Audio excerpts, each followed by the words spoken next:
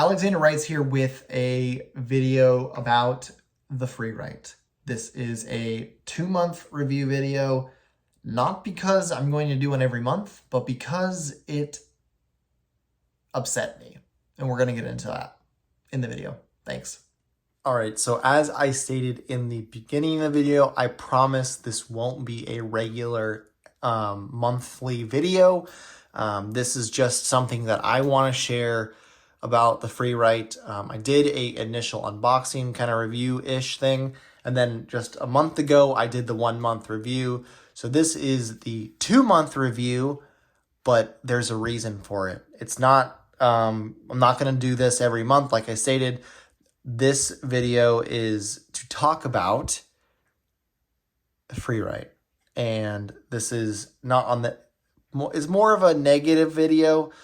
I love my Freewrite, I love the product, but I want to be honest with expectations of what this is and the things behind it. So, quick overview.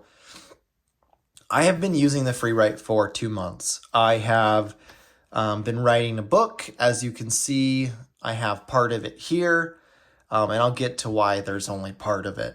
But I've been writing this book for about 2 months. I have 1 month left to finish it, so this will be the end of this month, and then after that, I will be moving on to editing it, and then hopefully starting a new novel on this device. But I want to talk about the honest opinion. So I should have listed in my previous video, this is the version 1 Freewrite. So this is the first one that came out. So I think a lot of the changes that have been made may have improved this. And recently Freewrite sent an email out about their paid subscription that allows you to upload into the Freewrite. So if you have a Google Doc, or if you've typed something on your laptop and you want to put it into the Freewrite, it's a possibility, but you do need to pay, I think, $1.99 a month. It's called Freewrite Plus or Postbox Plus. It's their subscription that they're doing. It's not something I need personally, so I'm not going to use it. It also offers the ability to send your document to say a printer or whatnot. I don't care about that. Never have. It's not why I got the device. I got the device because I wanted to disconnect from the internet and to just focus on writing, because that's the design. That's the intention behind the design. And for the most part, it's done that. Now, I will say I have discovered Reddit forums for the Freewrite, and the reviews are very mixed. I don't know if I would have purchased it if I would have read some of the reviews, just because they kind of freak you out.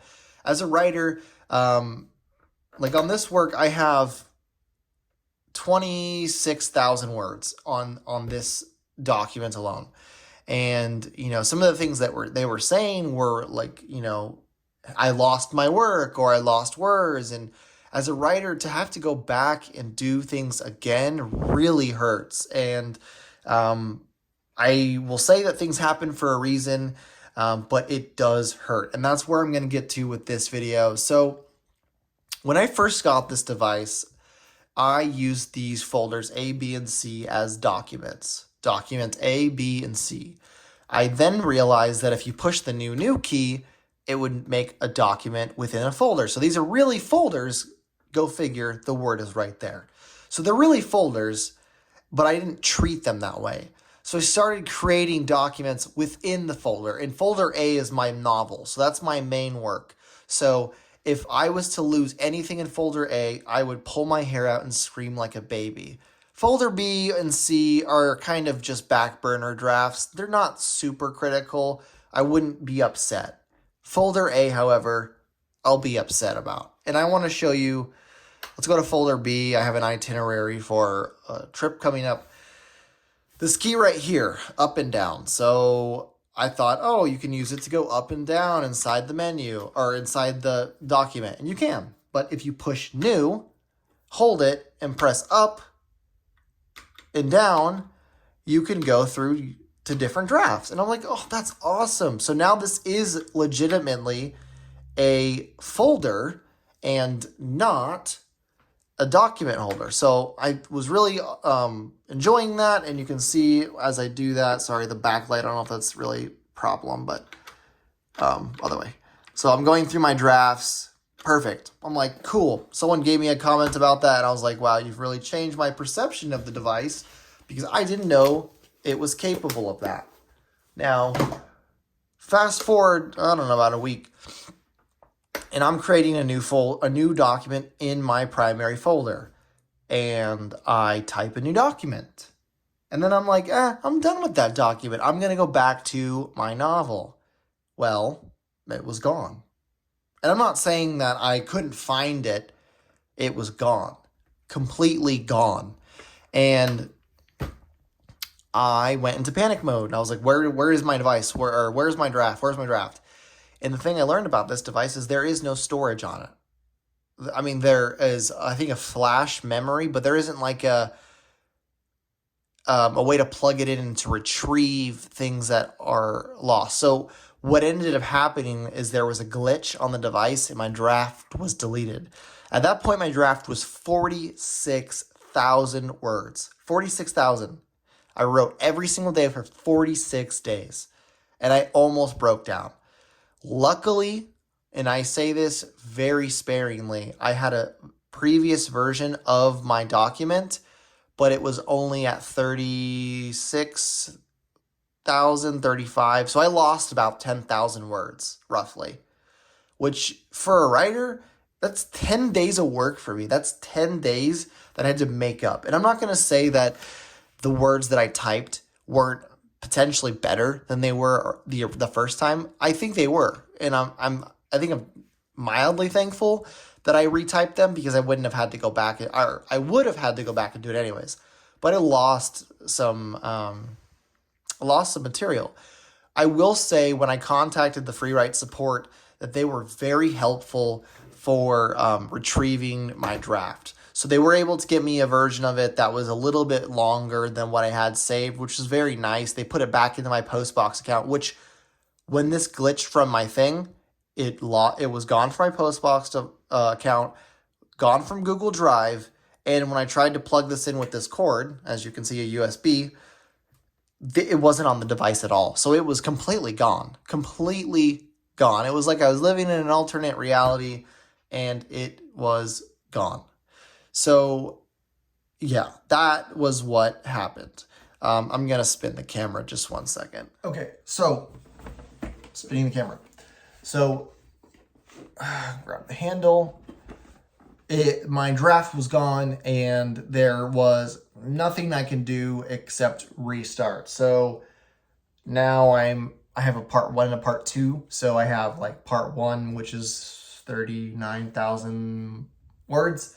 And this is part 2, which is about 26. So I'm still 10 days behind, which as a writer irks me. It upsets me that I have to redo work, or I'm behind on schedule, because I was slated to finish this and move on to another draft. But again, customer support, when I messaged them, they were very responsive. I called them. I was like on DevCon 5. I was freaking out. And then I went on to the Reddit forum and posted what had happened, and I saw people who had similar things happen to them. And they said the one thing that you have to do, and I had to learn this the hard way, is every time I finish a line I'm on. So right now it's on Wi-Fi on.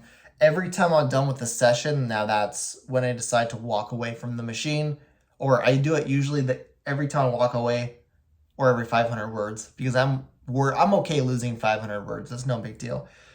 You need to send the draft to you. So the send button right here, so you need to sync it. So I have like 50 emails in my email, because I send a draft copy every 500 words or every time I walk away, because I am so paranoid that I'm going to lose another 10,000 words.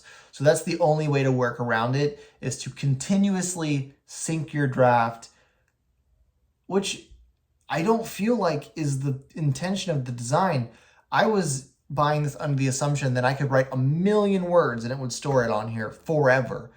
Turns out that's not the case. And I know my previous video, people are going to say, well, I told you so. You should have just used pen and paper. or a typewriter. I'm like, I get your point. You make a valid point, and thank you. But again, the purpose of this device is to allow you to have a distraction-free writing environment, but also be able to sync it over so I'm not typing it again into a computer or a word processor. There are other products that do the same thing for far less. I know that. They don't make them anymore, though. That's the hard thing, is this is the only device I've been able to find that does what those word processors did, and that is still a viable company, and it still is operating. You could find a used Asus or whatever those are, those little they look like a little clamshell or whatnot. I think they don't even have an e-ink screen. They just have like an LCD. I've seen them. People have recommended it to me. But again, like what happens if that breaks? I mean, you can't do anything. And like the software back then is less. But I guess it's a game of Russian roulette. So as a writer, I'm disappointed in the functionality because it's not what I got. It's not what I thought I was getting. And maybe that was my fault and not doing more research. It still is a great device. It still has increased my word production. It still makes me, I enjoy writing. I've had so many people ask me about this. So, you know, if you are like a younger writer like myself or aspiring or still like kind of scared to tell people like, yeah, I write books. Because it's like, why? I mean, why am I scared? I have no idea. But this is a conversation opener. It's like, a while back, there was this guy on YouTube who he played the drums and he made this shirt called You Drum. And it's the shirt, I don't know if I'd wear it, but to wear it in public, it's like, oh, you're a drummer too, so am I. And then it kicks off a conversation. This kicks off conversations is what it does. It kicks off conversations, people get interested, and they want to know. Because I've seen ads on Instagram with this thing all the time. People are going to be like, oh my gosh, is it worth the price? Would you recommend it? Can I take a look at it? Sure, go ahead. I will answer your questions, honestly. And yeah, so that's why I've done a 2-month review of this device. It's not because I'm going to do it I'm not going to do 12 of them. Maybe I'll do one in a year or 6 months. But it's because I had a major issue going into this at month 1.5. And I've learned to get over it. But again, I feel like you guys should know what you're getting yourselves into before you decide to spend this much money on it. If you buy it new. I didn't buy it new. I bought it for a couple $100 used. If you can buy it used, go ahead. Buy it used. But if you buy it new, make sure you know what you're getting to. Obviously, there's more devices with more updates, firmware updates. Mine's a version 1. They don't let you update it. This is the way it is the way it is. Once it breaks, it's done. I'll have to figure out how to solder or something to make it work longer, but which I'm not looking forward to. Anyways, that's what I'm wanting to talk about in this video. Yeah, sorry it's so negative, and I know that the comments on the original video I did talked about it being super expensive, people not being able to afford it, it not being the right product, it being a letdown, and you guys' concerns are all valid. Maybe it's just not the product for you. It's the product for someone out there.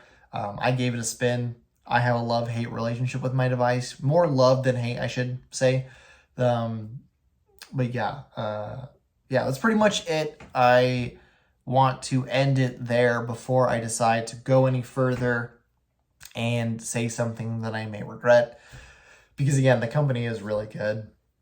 And I like what they're standing for. I like who their target demographic is, and I just feel like the device has given me a lot. And so that's where I will leave it. If you have experienced something similar, or you agree or disagree with what I said, leave a comment in the description. Leave a comment below, and I will respond to them. And if this video is good, make sure to give it a thumbs up, subscribe, and I hope to be back with another video soon. Thank you so much. Have a good day.